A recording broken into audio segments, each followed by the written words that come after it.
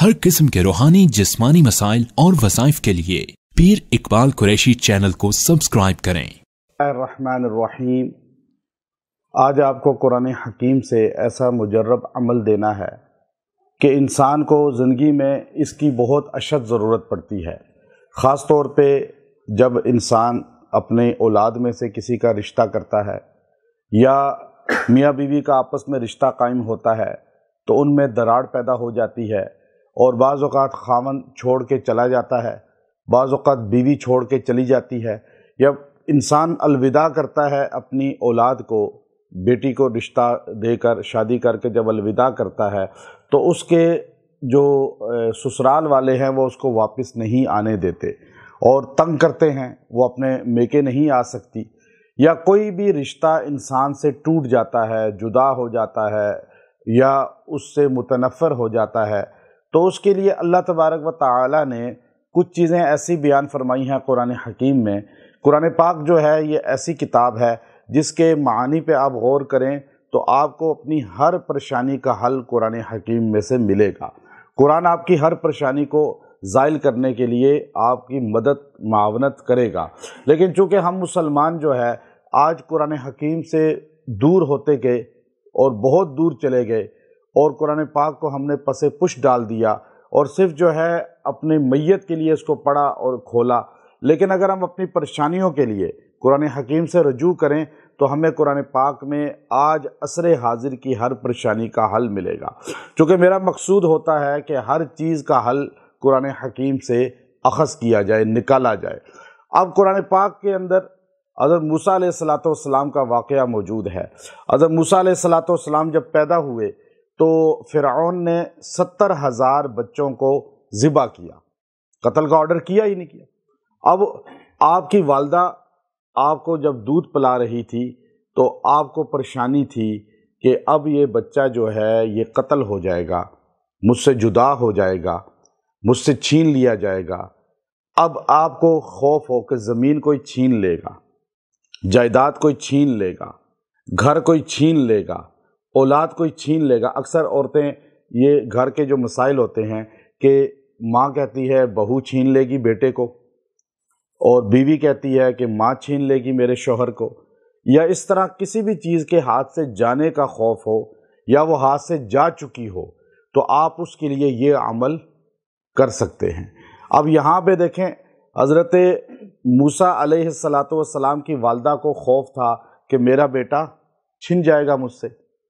अब ये खौफ उनका बरहक था, लेकिन अल्लाह तबारक व तआला ने उनके मुताल्लिक़ कुरान में क्या बयान फरमाया और हमें क्या वजीफ़ा दे दिया।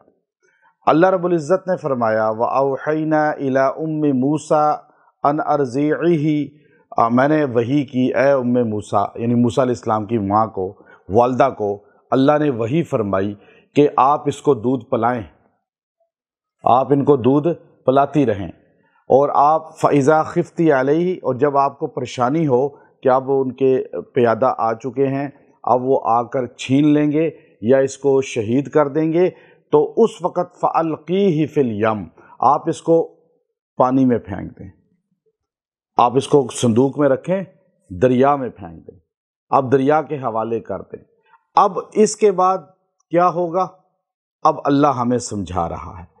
अल्लाह ने उम्मे मूसा से कहा, हज़रत सैयदना मूसा अलैहिस्सलाम की वालदा से फरमाया वला तख़ाफ़ी वला तहज़नी इन्ना राद्दूहु इलैकी वजाइलूहु मिनल मुरसलीन।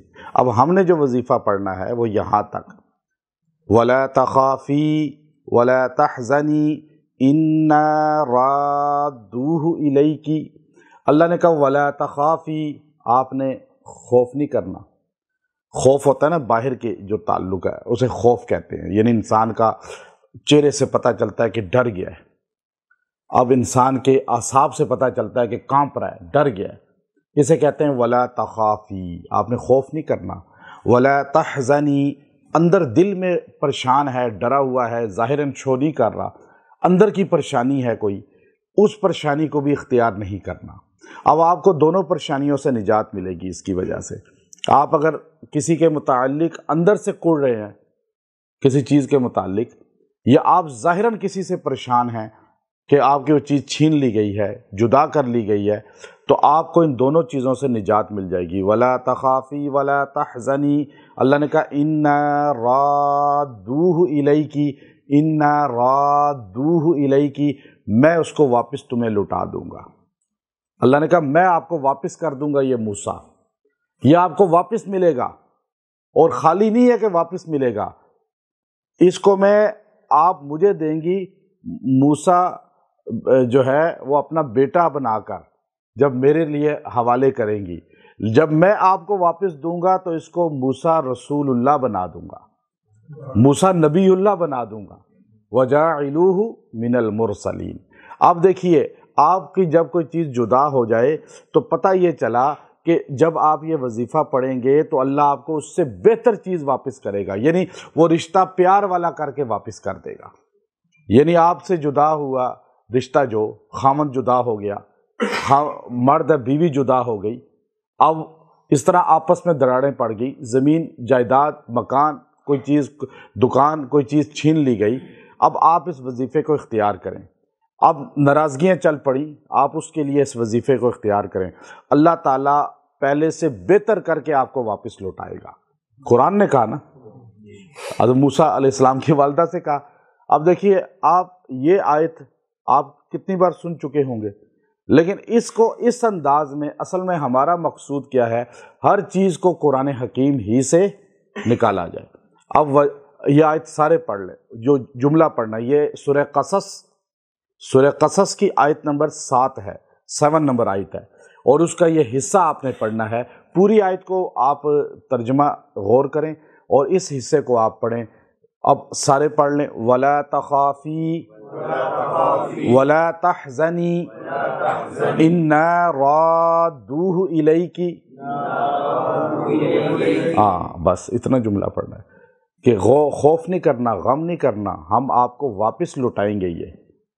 اب آپ اس کو پڑھیں، جب بھی ایسا کوئی مسئلہ آئے آپ اس کو 41 مرتبہ پڑھیں، اور اگر آپ کے ساتھ پیش ہو چکا ہے اور آپ سے چیز چھین لی گئی ہے، 11 دن تک آپ اس کو کسی بھی نماز کے بعد 41 بار پڑھیں، اول آخر درود شریف پڑھ لیں اور دعا کریں، انشاءاللہ 11 دن کے اندر اللہ تبارک و تعالی آپ کو وہ چیز واپس، وہ رشتہ، وہ جگہ، وہ جو بھی آپ سے مرتبہ چھن گیا ہے، یہ چھین لیا گیا ہے جو چیز، چاہے وہ مقام ہے، عہدہ ہے، مرتبہ ہے، کوئی بھی چیز ہے، اللہ آپ کو واپس لوٹائے گا اور پہلے سے بہتر کر کے۔ اللہ تعالیٰ عمل کی توفیق دے۔ وآخر دعوانا الحمدللہ رب